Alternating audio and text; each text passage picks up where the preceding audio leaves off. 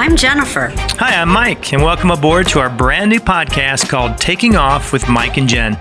In this podcast, we will be diving in and unpacking all the baggage, anything from communication to finances, family dynamics, expectations, and what it looks like to fight or flight. We have 32 years of marriage and a lot of Christian counseling under our belts, so no matter where you find yourself, whether that's being single, dating, engaged, or married, this podcast is just for you. Are you ready to take your relationships to new heights? If so, sit back, relax. We have been cleared for takeoff. Hello, everybody. Welcome to Flight 16. I already have my handy-dandy fan out because we know what's happening to Jennifer. So, anyway, we've had our first couple, as you saw last week, a younger couple. And this week we wanted to have some friends of ours, Matt and Rhonda Lucas. Welcome to the podcast. We're excited. Really excited. We just thought it would be neat to have the younger couple, newly married, and then a couple weeks later have a seasoned couple who've been through many, many things, ups and downs, trials, errors, death. A lot. Just a lot. Oh, no, I'm starting already. Anyway, we welcome you guys, and we just look forward and we appreciate you guys coming on with us. Absolutely. We really do. So we want to start with, obviously, tell us about yourselves, a little bit of who you are, how long you've been married, siblings, things like that. Go ahead. I'll let you. Okay. Hello. So honored to be here today. We have been married, it'll be 35 years in October. And we met when I was almost 19 years old in Stockbridge, Georgia, where I went and where I grew up. I grew up in ministry. My dad was a pastor. I was born in New York, and I grew up in ministry. And then my dad, like so many fallen pastors, made a mistake, and my parents got a divorce. And that led me to be raised into a single home until actually when Matt and I got married, my mom finally got remarried to another pastor with the same name, Ron. So, and 35 years later, they're still married. But we met at a massive mega church that was in Decatur, Georgia. And our story is 35 years later. We're hanging in there. Yeah. Do you have siblings? I have siblings. My brother Kevin was the oldest, but he passed away from lymphoma about 12 years ago. And then my youngest is Gina. So I'm the middle child. Okay. Gina's my sister, and she's great. Does she live here? She lives here, and I'm like very, very close to her children, Dakota and Michaela. And my sister lives in Woodstock. Okay. My husband Brian. All right. Yeah. Matt. I grew up in California, in the Bay Area. Nice. Yeah, nice weather. My story's a little different. I grew up in a small town in Fremont in the Bay Area, and my parents ended up getting divorced as well at some point. My mom was lived with my mom, a single mom. She did a great job. She was a nurse, hard worker, worked 2 jobs to keep everything rolling. And then at some point I met a friend, Jeff Lucas, and his dad was an NBA basketball player. And eventually they ended up adopting me. And I moved from California to New Orleans with them. It was probably a crucial time in my life to have a dad that knew how to be a dad and lead and not let me get away with some of the things I was getting away with. You know, it's like, I remember him, hey, we don't do that. I was like, oh. How old were you? I was, I began to live with them. Jeff lived with us during, my mom and I and my brother Roger, and lived with us during the school year because Jerry and Shirley was a Christian artist. They traveled all the time. He was speaking, she was doing concerts and stuff like that. And then in the summertime, my dad had a 500-acre ranch, and so he would teach people how to memorize the New Testament, and we'd spend the whole summer on the ranch. No TV. I mean, of course, no social media, but just a transistor radio was our entertainment, and we entertained ourselves, fishing, hiking, and all that kind of stuff. But yeah, they were a huge a huge influence on my life at that time, especially spiritually. I think spiritually they were in a really good place. And I was a sponge. My mom had done everything she could. And it was hard, man. When we left, the day we left from California to New Orleans, it was, Yeah. I can still hear her sobbing. Like, maybe this isn't a good idea, but I think she knew it was the best thing to do. Mm-hmm. And yeah, it's been, to be the son of a NBA Hall of Famer. I played basketball in high school and college, and to be the son of somebody, who's that prestigious. It was great. But the greatest parts were that he was a real dad. That's awesome. That he wasn't just this guy who won every award. Right. He was like, took the time to. He was legit on every angle. Yeah. It's just like every family. There's mistakes, there's issues and all that stuff. But yeah, they've loved me. Wow. I didn't deserve to be loved like that. Okay, so continuing on, I wanted to ask, because I maybe missed this, was, both parents are divorced. Both of your parents are divorced. You both live with your mom. Where was the original dad? Because just like Jennifer, like the dads always take off. Yeah. The dads always take off. Maybe they try to be a little bit in the kids' lives, but they're the ones that leave. The kids go with the mom most of the time. That's most of the story that I hear. Has that been a factor in your life, your dads that weren't there? Well, I was just a happy child. I'll share later some things that I've gone through that I'm like, where did this come from? But I just was a very happy child, loved my friends, loved school. But then maybe as I grew older, I realized, I wish my dad would have done this, or I wish my dad would have been there for this. And I will say this, I love my dad till the day he passed away. We were literally in his room, his hands were uplifted, and we were worshiping the Lord together. So I feel healed in that way. But I know sometimes in our marriage, Matt would say, well, you just feel that way because your dad did that, or, and I'm thinking, do I? But, you do kind of bring things in. Maybe I hold on to things a little bit more.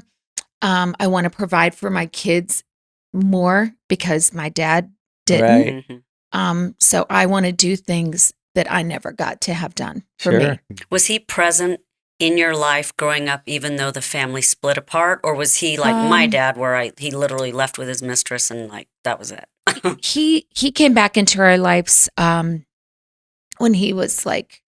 I was probably like 18. Okay. He was there off and on, but not consistently, No, not but- like every other no. weekend, go hang out with dad. he had a call in his life. When I tell you he was a minister, but just one little space in your marriage and the enemy comes in Oh, and sure. it changes everything.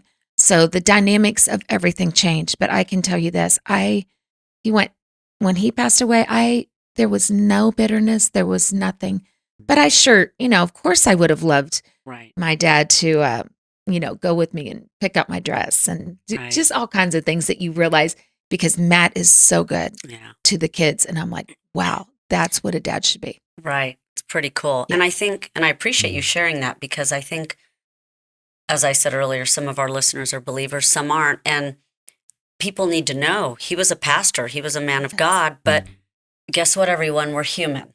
We're human, and we all will fall in some little way or form. We're not perfect.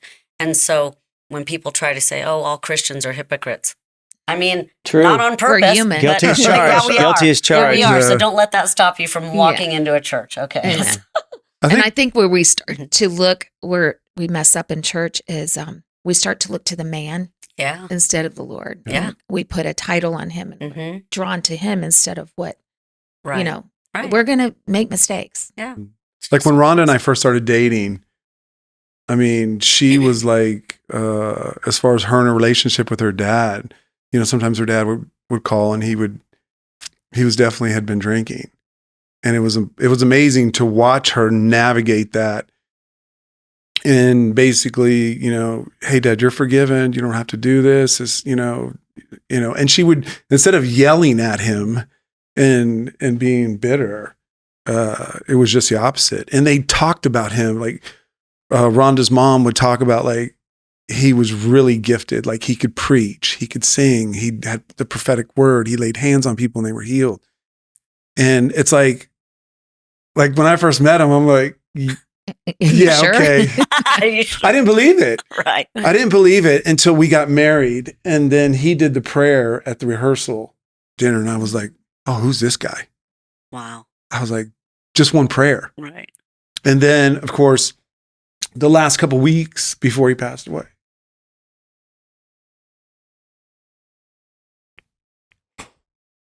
I'm sorry. No, don't ever apologize. So We've had were a you lot tight- of loss in Don't our ever- family. This Were is you- why- No, but it were was you this is just, why we tight have with him? this. no, I mean, when we went over there and talked and stuff like Hang on that, to but it. then I saw, I saw who they were talking about. I saw him pray over my kids before You he, got, yeah. like, really pray over them. Right. Not now I lay me down to sleep. No, Yeah. I mean, lay hands on them, say prophetic words about them, sing. I was like, oh, now this is the guy that's been asleep for 40 years. And all of a sudden, it was like, bam, he's awake to who he really is. But he'd been in a coma Yeah. Wow. for years. And, so you look at, what's the guy's name? Carl, that you were talking about earlier.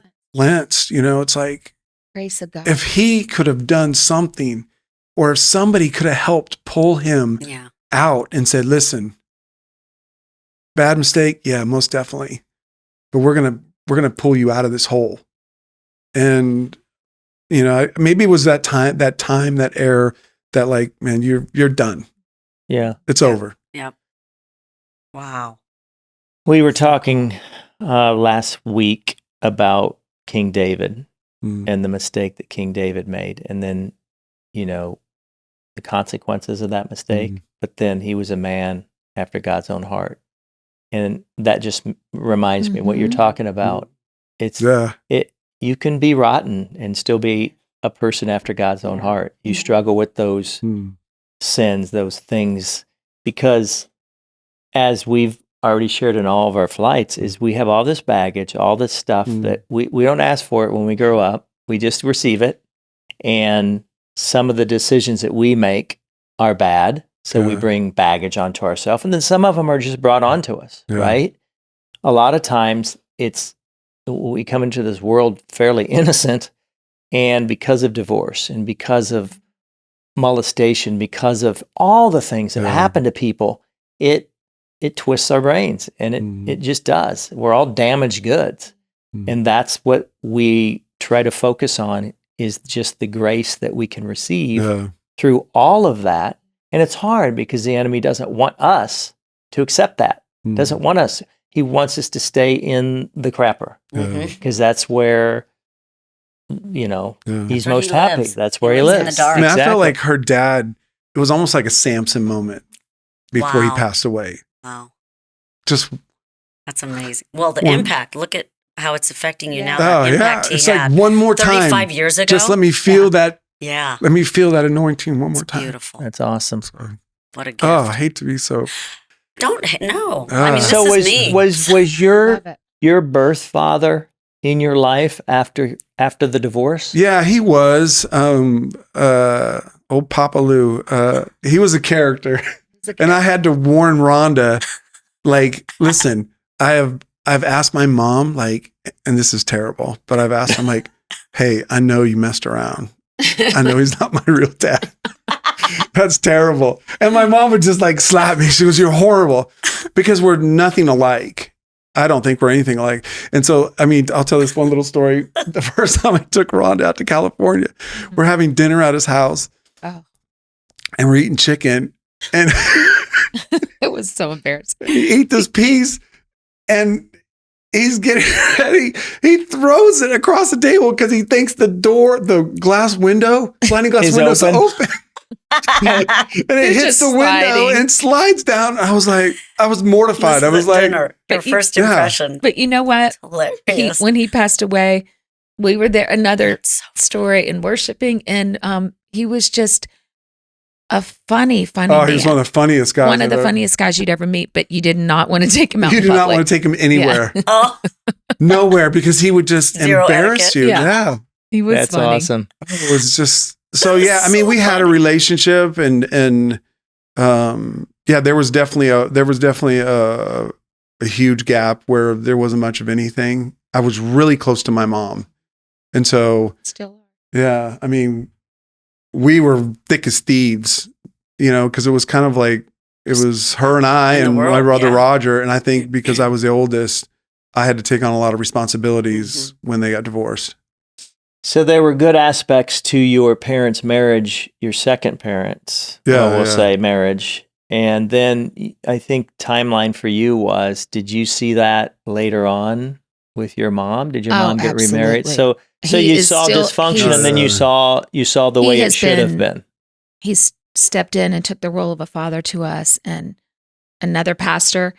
We had a church with my parents. They had a church, and I led worship, and Matt ran the audio, the television. It was just a small church, but to this day, he's just an incredible, incredible man. And I have had the blessing of seeing a godly mother who never, ever, I've never seen anybody with faith like my mother.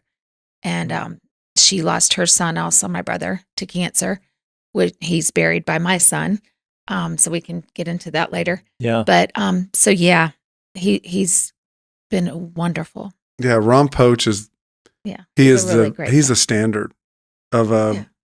Come in and how fill can you in and- call him a step? You really can't call him No. a stepfather or a Yeah. stepdad or like he just, because I've seen, you see other people where there's blended marriages and stuff like that, and you see where the fathers really, they're worried about their kids. Mhm.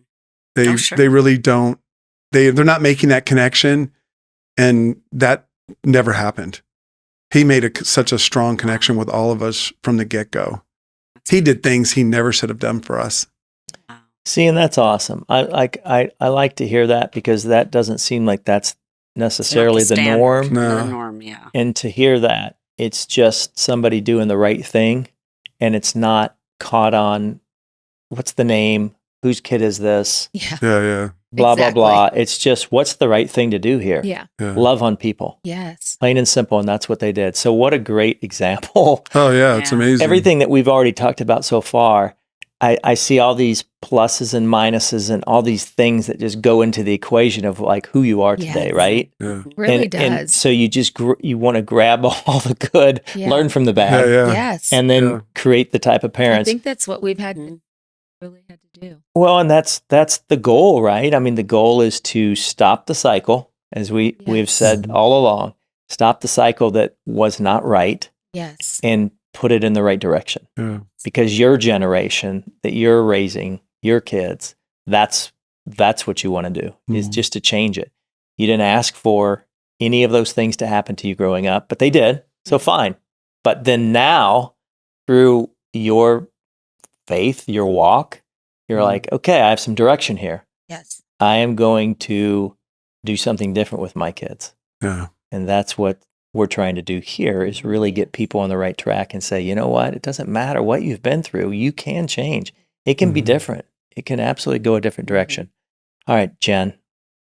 Well, they've kind of touched on a lot of these a little bit because this is what we do. We Mhm. bounce around. I kind of say one other thing. I Of think course. being influenced by good, godly people is a huge. Ron Poach is a godly man in every way, and and my dad Jerry Lucas, Right. godly man. My stepmom Cheryl Lee, godly woman. I mean, it's just been, her mom's on another level. So I don't even. It's so funny I because when her know. mom says something, the kids were like, "Yeah, it's going to happen." It's like. But being influenced by those people and then seeing the miraculous happen around them because of their faith Yeah. Just strengthens is a your huge. faith It's just a even huge influence. It's a huge influence in having. I don't think we have a lot of friends. I mean, That's what we did. no, I mean, you know what I'm saying? Like people that you We allow are willing to be your friends, Yeah. you guys. No, I mean, Will you Your please take? friends. well, We're going to hold a sign. We need friends. no, but I'm saying people that come in, like Yes. real friends. That you allow to, in other To words, be pour into your transparent. life that you Yeah. can trust. Oh, yeah. that you trust. Yeah. And I think, Yeah. I Or that think- when you say, will you pray for me? They're really They're going to gonna pray. pray. yeah, yeah, Yeah. or you're willing to share your heart with. Yeah. There's, I mean, And we all need that. I think yeah, that's no matter how long you've been married or how old you are, we're supposed to be in community and fellowship with other people Yes. that are like minded so that we can walk through life with Yes. them and ups and downs and happiness and tragedies and just Yes. all the things. Yeah. God created us to be relational, you know? Yes. yeah. Which kind of is a segue really into the next question, which is how much of an impact has your family upbringing? Like how does it impact your current daily life Hmm. and how you guys? Oh, mine tremendously. My mom just turned 80 last month. No, this month. And She looks so good. she does. She does look She good. looks amazing. It has a little too good. impacted everything. Yeah, he used to say, if anything happens to you, I'm going to go for your mom. I'm like, what? She's beautiful. Cougar. I mean, she She really is. is. She's beautiful. Wow. Love you. Anyways, Stay safe over there. yeah, Rhonda. I can't say that about your dad. Oh, Just, yes, it has totally impacted me and how I handle tragedy and loss and faith, who to cry out to in the middle of the night, and that's what my family has poured into me. It's awesome. My mom has totally led by example, and I do not take that for granted. But yet she still corrects me if I'm wrong. I mean, she'll be the first to say, "Rhonda, I don't agree with you," and you're like, "I'm 50-something years old, Mom," but you got to have somebody. I'm finding that you are willing to still allow, no matter how old you are, to speak into your life and correct you, and sometimes that's humbling, but I still want people to speak into my life Right. that say, "Hey, Rhonda, this isn't, Right. good." And I think that's where sometimes we get off because we don't want anybody speaking into our lives. It's that godly wisdom that he, talks about. So, something that is a question I want to ask is everything that you've been through, who you were raised by, all the changes that happen as, say, the first 18 years of your life.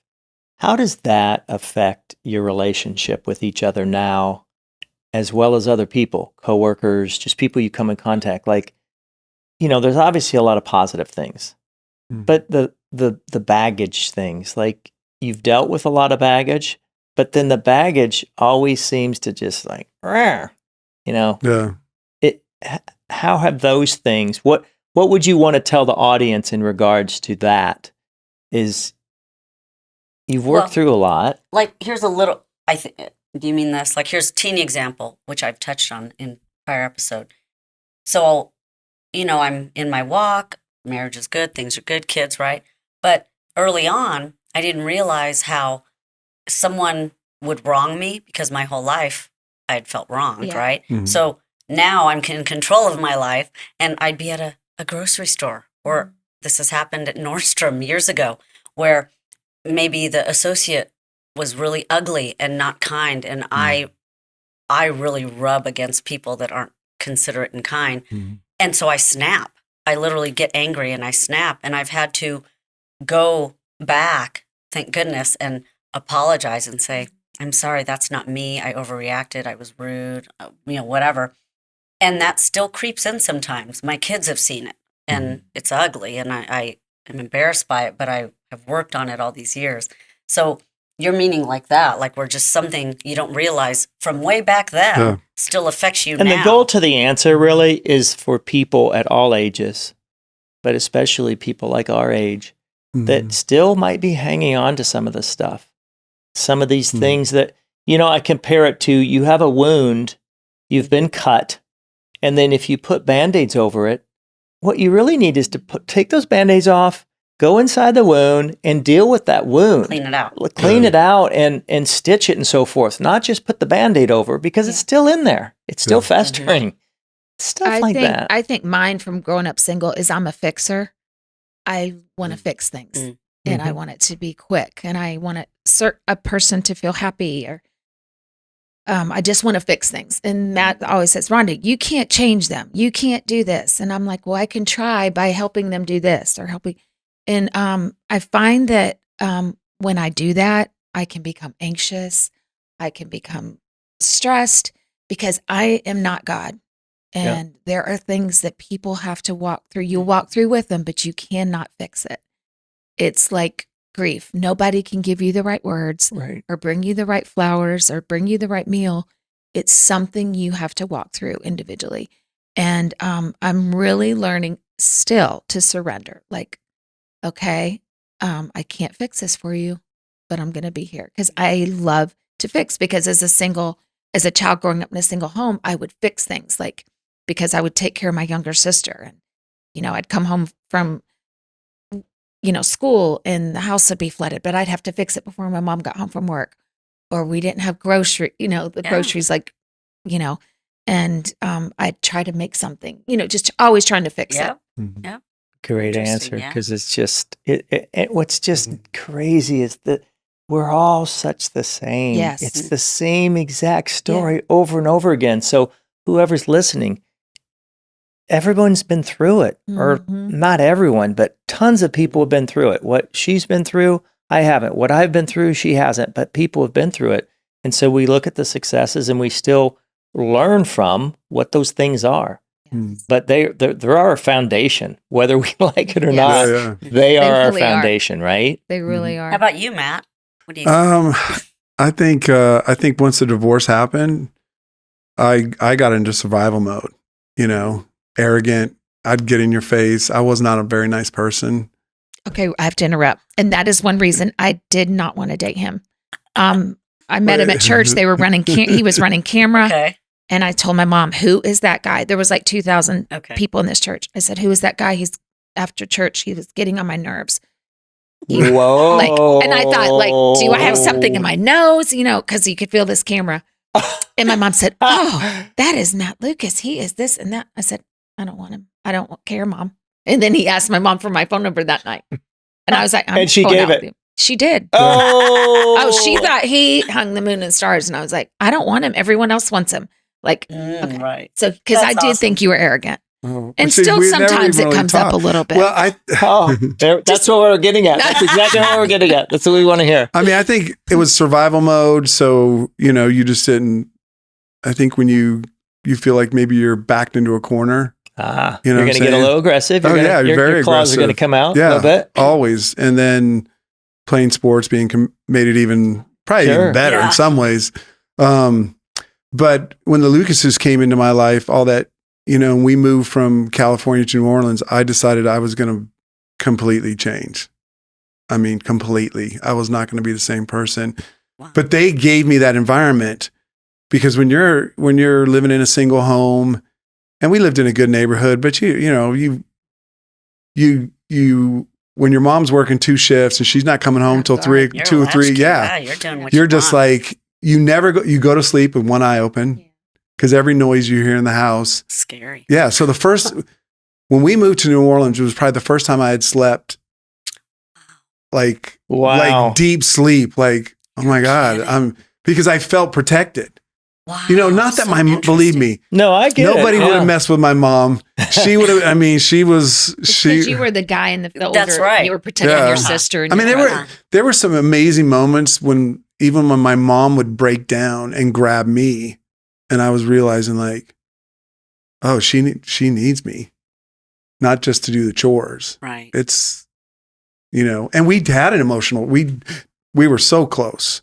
Talked about anything.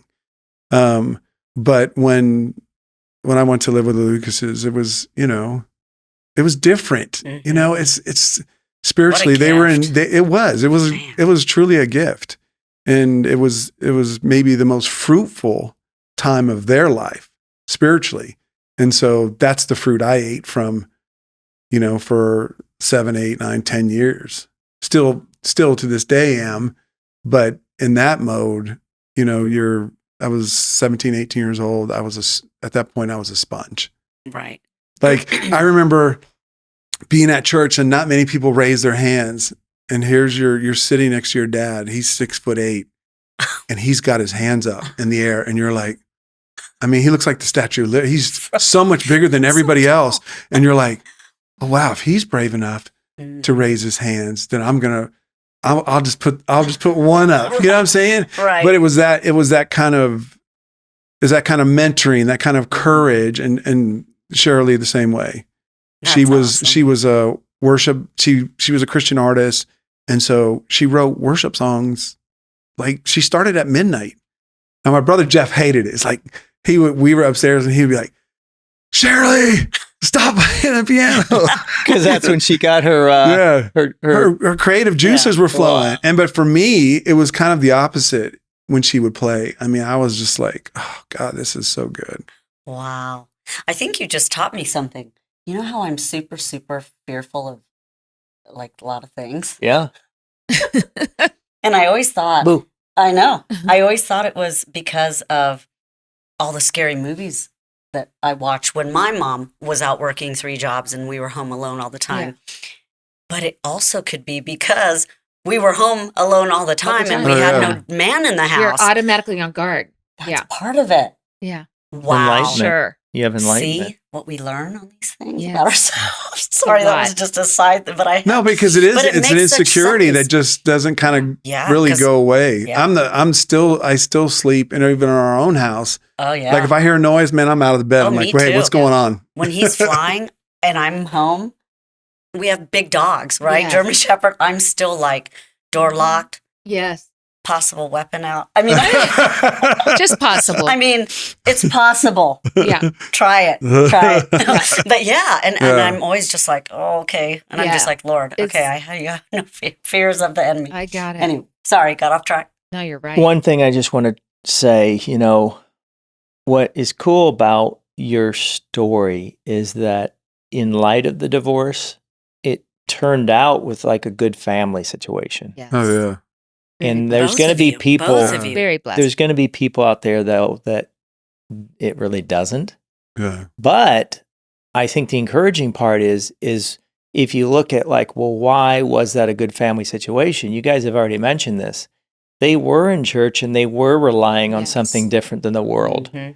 And Something we always bigger. say, this isn't a Christian podcast, but we absolutely go in that direction because we want course. people to know, Yeah. look at the success Yes. of the Lucases here in light of the crap that they grew up in. And there's a common theme, right? There's Yeah. a common theme. God. There's a common Yeah. theme. Exactly. And so I don't want to miss that point No, that's at all. really good, honey. Yeah. That's super good. All right, babe. Okay, I like this one. Tell us a story where expectations in the relationship caused a fight or a disagreement. Mm. Mm.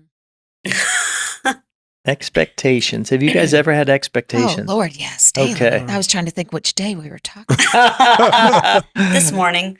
Yeah. Love it. Yeah. Because I tend to be an expectation queen, unfortunately. And I've had to work on that over the years being married to him. We'll share what you've expected besides sex. Like just normal. Right, right. Yeah. We'll They get to always that. expect that. Yeah, that's coming. That's number 7. I think I think sometimes Good. expectation. Maybe it's not even so much expectations, but maybe. And I know you do appreciate, but I think sometimes how many hours I put in. Television is not a nice business. Yeah. And so you, I don't know, maybe you do something for so long that everybody just kind of, it's just Yeah. like, Oh, oh, this is just what dad does, and it's just like, no, I'd kind of like to go play with golf with the guys or whatever, but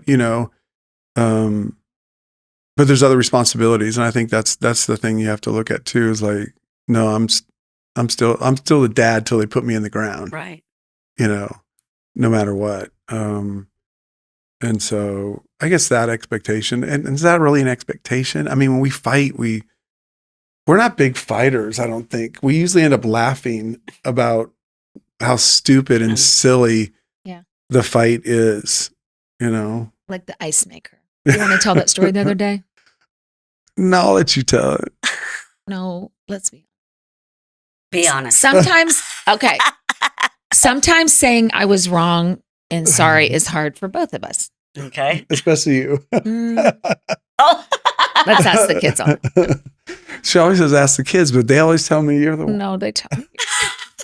I love it. I think they're playing us, to be They honest might with you. Yeah, that's what kids do. Just like I'm learning, I'm really trying to learn to respond instead of react. All Mm. right. And Oh. I don't even know what it I don't was know like. what I it was was. just trying to get ice. No, I Okay. said, can you come look at the ice thing? It's not working right. And you would have thought I asked him for his kidney. I mean, he jumps up. I do not have time to do this. I mean, you know, and I'm like, okay, well, and I just like, he went It on. was bad. And so I became another humble pie person. the day later, but it meant a lot to me. It was the next day. Yeah. Came to the bathroom and goes, I'm really sorry about the ice machine. And I said, she said, I overreacted. And I was like, you know what? That turned me on. Right. Of course. It doesn't show weakness to me when you apologize. Oh, It yeah. means that you're confident enough that I'm, you know, You're right. that I was right and you were wrong. But Yeah, that was a. yeah, It's hard sometimes when I'm working and I'm focused, and then it's like, "Hey, can you?" I'm like, oh, I think that's yeah. the nature of when marriage is at our stage, because you think, oh, the kids are grown, so you're not doing anything. But I never stop. right. I never stop. So I think probably with us, our biggest thing is feeling unappreciated in our roles, because I still am You're still doing everything. st- yeah. Like Yeah. probably even more so because our kids live with us, Is that right? which I'm grateful for. They came back in because the house was way too empty. And he feels that way, and I get it too. You know, he's working in there. He's got projects, people calling him, you know, meetings, and then I'm, you know, cooking. Right. If there's not this in the house or laundry, and I'm still going along, and it's still a job that Yeah. I, you know, And just real quick, because I don't think we touch on this, if you don't mind, Hmm. because you keep talking and we don't. What do you do for a living? Let the listeners know what is your. I'm a employment. creative director at Turner Sports, so I do Okay. a lot of compositing, and I use After Effects and different softwares to create stuff. And you work from home right now. Work from a little home bit, mostly, Right? yeah, because Yeah, so- there's but still you do a lot of side, like you have a Yeah. lot of, yeah work for side other people, projects. yeah. As So well. there's just So you- basically an unlimited amount of work to do. I You mean- have to turn it off in order to go do something else. yeah, It's not that it's done. Oh, I don't have any work left to do. no, It just Not at always all. goes. it's never. Yeah. And that's tough. And That's then when you super do tough. turn it off, or Which- say like, you know, the NBA stops or NHL stops, and you have a few days, then the insecurities start. You know, Yeah. Oh, how's the company doing? Are they going Right. to lay people off? Are they going, it's just, and it's just, yeah. it's that voice in your ear that you wish that. I mean, it's like, why am I fighting myself? Why can't I just trust God? right. Just be. And just, if he says you know, the birds don't care, they're not worried Yep. because they know God's going to take care of them. Right. And so I wish I could, you know, if I had a certain wish list, that would be at the top, that I would not worry, that I'm like, listen, he's got it. Right. Whatever. So it why is. am I worried? I will say this: he is a creative genius. Yeah. Like he does do a lot. I have to say he's won quite a few Emmys, but I'm very proud of you. And if I will forgive you for the ice maker. But it's always those little, Yes, the little. it's fights, never which like is Matt kind and of I fun. don't fight over really Right, big things, right. but it's like I feel Annoying unappreciated. thing, He feels yeah. unappreciated, and Perfect just- storm. yeah, the Yeah. perfect Little thing, storm, yeah. and yeah, life. It's just life. Yeah, it is. So are there any reoccurring challenges that come up in your relationship? Mm. I mean, I think in every relationship, there's all kinds of reoccurring challenges, you know, I mean, life in general, finances, you know, how we parent the kids, because you're still parenting. I know. That's a And whole the new fact that stage. when people move on, you think you're not being parent, you still are. You're still trying to can't turn help it off. guide. You're No. still trying to help, you know, motivate, because sometimes you see them making certain decisions or maybe even mistakes that you're like, oh man, I already made that one. Yeah. Do you Yeah. two see those the same? Like, No, she's definitely yeah. more. I'm more like so that would be a because I'm an recurring aggravator. challenge. I like to Yeah. aggravate. I like to poke, you know. And Mackenzie's like, I think Mackenzie's like me. She likes to poke, and so, I'm Rhonda is like so empathetic. Let's sell the house, the farm. Yeah. Let's do whatever we can to, you know, to They don't. Yeah. To keep the peace. keep it, yeah, and to keep things, you And know. you're finding yeah. a little bit of like, yeah. Let's wrestle this out. Let's wrestle. That's fine. I'm good. I'm good. Yeah, Here. I mean, I think our greatest joy, since Caleb died, is them moving back with us yeah, and having grandkids. yeah, It's like God knew Mm. that what we needed, yeah. Oh yeah. you know, but He to does. sit back and watch your kids become parents is incredible. It Yeah, really it is amazing. I mean, we could go back even farther if you think we had Rhonda's aunt and her 3 daughters live with us for almost 7 years In our other, in our other house, in a so we're 3 used to a Right. lot of people. 3-bedroom ranch house. I mean, pull out couch. Yeah. They had teenagers. There's a reason why you give birth to kids and you raise them Mhm. and you don't bring teenagers in because teenagers talk back to you. I remember one of the first times one of the girls Amanda said something to me. I was like, I mean, I didn't even know how to respond because I had toddlers. You just said, "Hey," and they just cried. Right. You know? That's right. They And were I the was like- easiest teenagers, though. Yeah, Dear they God. were. They were a blessing. Piece of cake. They really were. But we got used to people like being in our no, lives. but it was not a bad thing. No, it was actually amazing. a great thing. It was a great thing for our kids. Yeah. And to be honest with you, some of the She was a single mom. Yeah. some of the things that I really believe we implanted in them. Mhm. We have reaped a harvest that I never thought. Yeah. There's been blessings. Yeah. And a lot of times when things happen, I kind of point it back to them. Right. Oh, that's cool. I point it back to That's those why years. when people say, "Well, how is it your kids are living with, you know, We've already done this tour. yeah." And I'm like, I love it. Yeah. Yeah. Oh, yeah. I mean, obviously they want to get their place of their Yeah. own, but our daughter and her husband opened a studio, and then our son and his wife graduated from college, and then they're just trying to find their way. So, but we love it. Yeah, we would never get to see them parent. Yeah. Never. To Or this even extent, interact because everybody's in the same house. It's a little bit like a fraternity. And Yeah. there is rituals and stuff like that. Wonder comes up with her dad or mom around 6:15, 7 o'clock, you know, Mhm. something like that. She's, you know, she's full of life, which is awesome to see. Yeah. And then we get Haven usually later on in the day.